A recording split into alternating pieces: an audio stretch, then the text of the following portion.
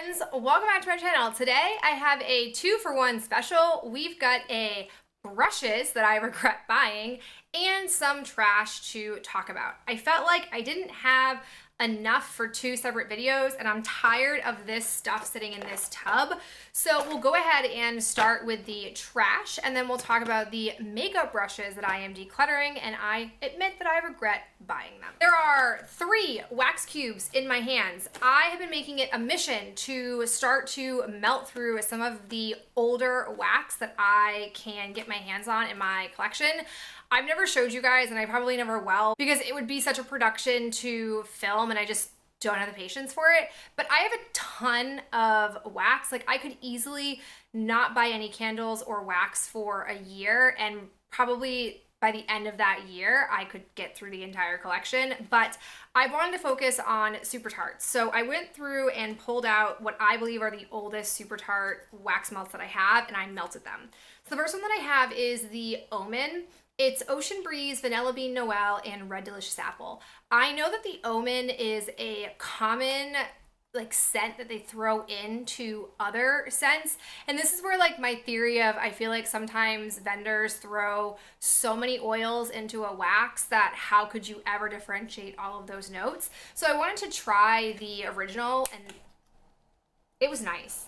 It's definitely a apple scent and I really enjoyed it. This was not, none of these 3 were full wax tarts because I got them in D-stashes, and I enjoyed this. The scent throw was okay, the longevity was okay, but I enjoyed the scent itself. So if I were to place a Super Tarts order, I would want to get a fresh Omen, because their wax, when in good condition and is not 1,000 years old, is top notch for performance and for scent throw. So I don't fault the company. This is just old wax. Then there is Wonderful Life. This was peppermint, frosted grapefruit, orange, pink sugar, and vanilla ice cream. I feel like I have another one of these. This one was okay. The orange is the most dominant scent. It just, to me, it didn't strike me as a wintry scent, and A Wonderful Life is a Christmas movie. I don't know, I probably wouldn't get this one. And the last one, I did not like at all. It is the Doctor Who Red Rooibos Tea, Shortbread Cookies, and Creamy Custard. Oh my God. I don't know if it's the fact that this is so sickly sweet, and then I don't know what Rooibos tea on its own smells like, but it was just so sickly sweet, and there's this jarring scent note in here. I'm glad this was not a full wax tart, because I would not have wanted to melt all of it. It had 4 cubes in it, so nearly full, and it was painful for me to melt it. It was so strong too. I smelled it in our entire apartment. It's a really strong scent. No bueno. Would not buy this, but if you like this particular scent profile, I would say go for it. Let's talk makeup. I am just the queen of crushing mascaras. I have 2 more mascaras to show you guys. I have the Essence Volume Booster Lash Primer, Super Volume with Super Fruits. It's got acai oil and mango butter. This is super cheap. This is the cheapest eyelash primer that you can get at the drugstore, and I don't say that in a mean way. It's the truth. It's $3.50, I think, not on sale, and when isn't something on sale at the drugstore? But I don't love it more than the L'Oreal Lash Primer. I feel like that one does a better job at adhering to your lashes and really making an impact. This just basically provides a thin layer, and I feel like the wand sometimes made it hard. You can see you have basically a side where you don't, a flat side where you don't really have many bristles, and then you have a longer side. So it just, I don't know, it just didn't apply very well. I didn't think it was that impactful. I just wasn't more impressed than L'Oreal, so I'm just gonna go with that one, even though it's a bit more expensive than this one. And then I finished my second Lancome Monsieur Big Mascara. This stuff is nice. I would buy this again if it were on the Ulta 21 Days of Beauty special, but I wouldn't pay full price for this. I definitely think I've had a number of samples and 2 or 3 full sizes of it, so I'm kind of over it. But it's a nice brush, has good application, and it has a good amount of product in here, so it lasted me a long time. Let's talk about body, hair, and face products that I have. I have 2 of the Saint Tropez Gradual Tan in Shower Tanning Lotion. I have another one of the small sample sizes or travel sizes that I got a single use out of, and then I had the big tub that I bought at the start of the spring, I think it was during the spring VIB sale from Sephora, I would definitely repurchase these. I feel like I'm good for one bottle a year. It is the easiest and most user-friendly self-tanner that I have ever felt comfortable applying. Basically what happens is you take a shower, you turn the water off, you lather this all over your body, you wash your hands, and then you wait 3 minutes in the shower, and then you rinse it off, and it's a lotion. So then you don't apply any lotion afterwards, you just pat yourself dry. It's almost like the Nivea in shower lotion, but that one, you don't have to turn the shower off, you just put it on and rinse off. This one, you turn the shower off, let it basically set. I do know that Saint Tropez sells just like a lotion version of this, not an in-shower one, but basically you just put lotion on. I don't know if that is any better than Jergens. I was intrigued by one that came out after the VIB sale. It was like, I think watermelon scented, but I have so many just regular lotions that I didn't feel it was appropriate to buy it, and that's why I only have this one, plus I had 2 of these small guys, but I bought these with intention for our Italy trip, and then I've used it over the summer. But that was my one complaint for myself, was that there were times where I was like, are you sure you should be applying this lotion versus the other older lotions that you have? So I probably would just buy one. Very long explanation. I also have another lotion, Lotion of Life. This is the Kula Radical Recovery After Sun Lotion. It replenishes, renews, and moisturizes. This stuff is amazing. I would say it's one of the few products that I would say is worth the high price tag for lotion, because it truly does make an impact on your skin. Anytime I've been sunburned, I've applied this, and it significantly reduces, if not entirely reduces, my sunburn overnight.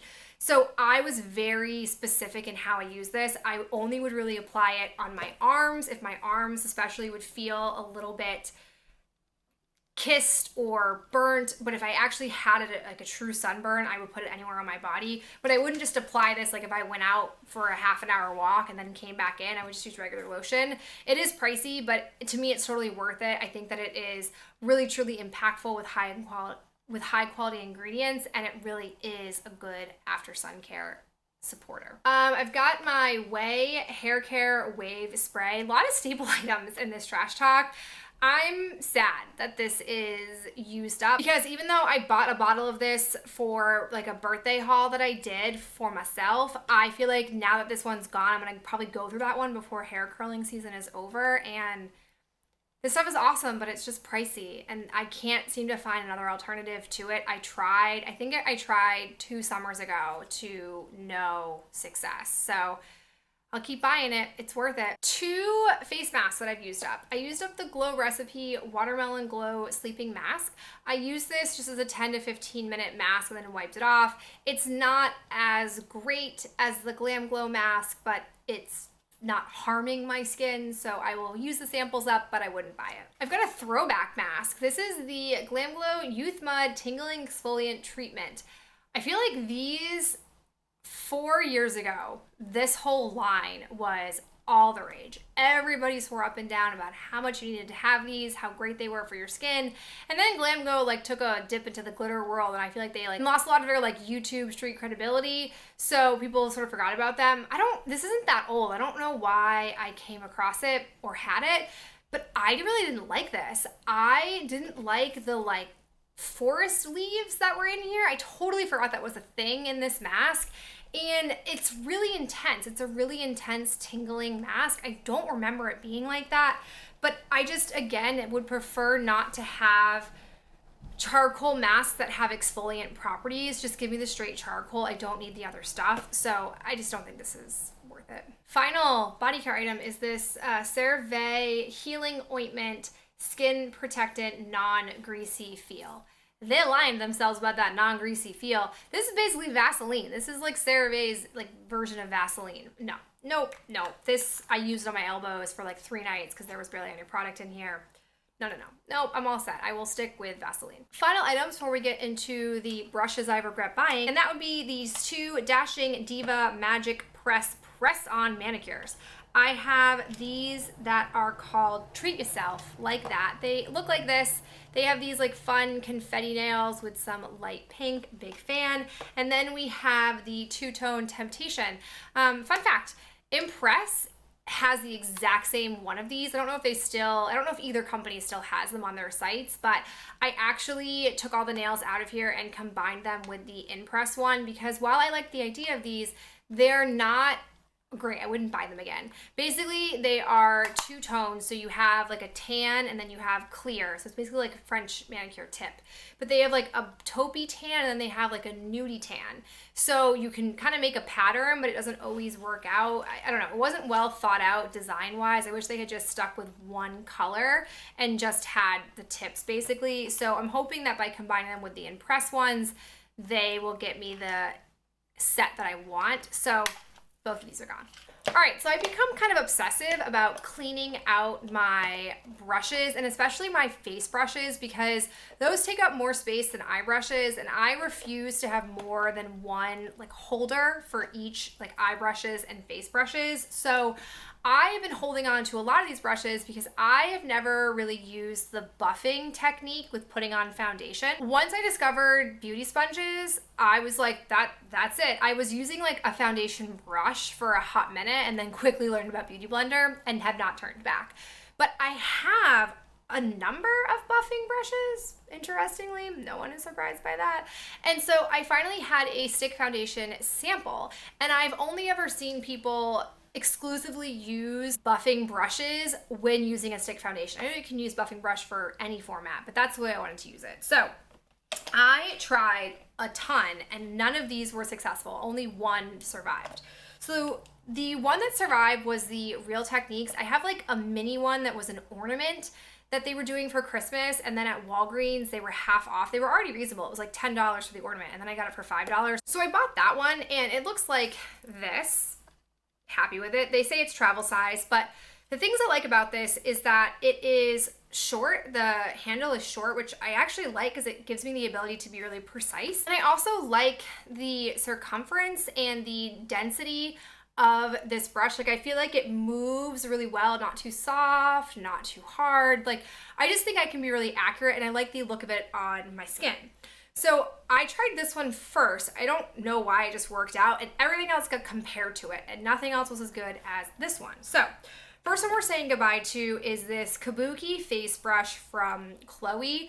This again was in a set that I was given, I think from like TJ Maxx or Marshalls, and it like looks like it has potential, but it's so much bigger that I felt like it was just sort of sloshing product around. Like I wasn't really able to be even with it. And it's also like super soft. So it just didn't work for me. I definitely regret it. And I don't know how many more of the Chloe brushes you're gonna see in the future because they're not really jiving with a lot of what I prefer. Then there was this one from Wet n Wild. I was like super into this set that I bought, but I have been very quickly decluttering a lot of these brushes. I just feel like they are not the highest quality. And with this one, I feel like it was hard for me to buff product in. Like it just, I don't know, again, I preferred the size of this one. This one was just like getting around under here. You'd think that a bigger area would be better, but it just didn't work. And there was this thing. This thing's freaking huge. This is from Morphe. It's the E1. There was a minute, like at the height of my subscription service, like love, that I was doing the Morphe monthly brushes. Like I think you got like 3 or 4 brushes, and there have been some brushes that have changed my life that I would never have bought on my own. But this is one of the ones that I got and I've never used it, and then I finally pulled it out. So first off, I've rarely used it, and you can see that the ferrule and the handle are loose. So that's not a good sign. But this thing is huge. Like getting around into my nose crevices, again, you would think a bigger brush would help you do that. No, it was very challenging to apply and blend out. And I was like, maybe if I have a bigger face, this would work for me, but this size is the size I need. So this was victorious, and all the other ones that were Kabuki style just went out. Do we also remember this trend? This ridiculously priced like doll hairbrush trend. I remember distinctly buying Milani eye brushes, like a set from Milani that they came out with that were like this but for your eyes. They were so bad. So I've had these are from eye beauty. So I have the 21L and the 21. I'm pretty sure this is supposed to be for concealer, which it never worked well for that. And this is supposed to be for buffing. But I tried both of these and no. They're hard. They're like super hard and they don't blend very well. I don't know. I feel like maybe because they're from TJ Maxx or Marshalls that they're just not good quality. But I was certainly not going to spend the hundreds of dollars people were shelling out when this was a fad. I thought that was crazy. I probably wouldn't even do that for a regular brush like this. So these were just ridiculous. And it was just sort of fun to think back because I saw these everywhere when this was a trend. And I like didn't get suckered in at first, but when like every person that you watched was like, I'm applying my makeup with these and these are awesome, I was like, well, I'm not gonna spend the money on them. But when I saw them at TJ Maxx, I was like, well, let me just spend $5 or $6. So I did, but no, these are awful. And then not really exciting or exotic, I just have these three. First off, this is an MUA smoky eye brush. Slash, like, are they still a company? I don't know. But this was just not good quality. I don't know why I was saving this one when the other end fell off. Because if you look at it, you can see like it's uneven. It's just not a good brush. I do have one brush from them that I'm obsessed with that they don't make anymore. That is just crease brush of life. It's so good for putting any kind of product into my crease before I blend it out, but this is not that, so it's gotta go. And then I have two of these lip brushes. Why do I have two lip brushes? And mind you, I had a third lip brush which survived only because it was Real Techniques and I figured like they're better than these two, but like I don't need these. I never like am thinking like, oh gee, if only I had a lip brush, let alone 3 lip brushes, so whatever. So I'm getting rid of the e.l.f. lip defining brush, which what definition can you get with this? This to me does not feel like it's meant to define things. And then I have this No Name pink brush, which, I mean, the shape of it is definitely better than the e.l.f. one, but your girl does not need 3 of these, so it's gonna go. All right, guys, my bucket is empty. I feel much better. Cannot wait to recycle these particular items. I hope that you enjoyed seeing these declutter items and also some trash. I'll talk to you in my next video real soon. Bye.